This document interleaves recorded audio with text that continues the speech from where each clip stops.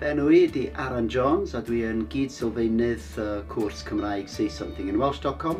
Da ni newydd gael yr her o trio dysgu Cymraeg i Jeremy Vine yn fyw ar Radio 2. A heddiw dwi'n mynd i roi 3 tip i chdi am y pethau da ni'n gweld yn helpu pobl fwyaf pan maen nhw'n dysgu'r Gymraeg.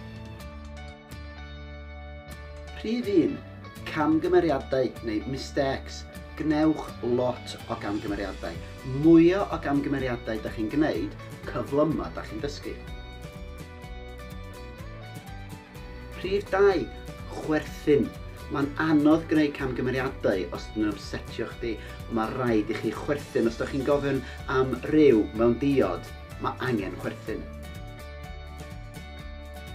Rhif 3. Cymdeithasu.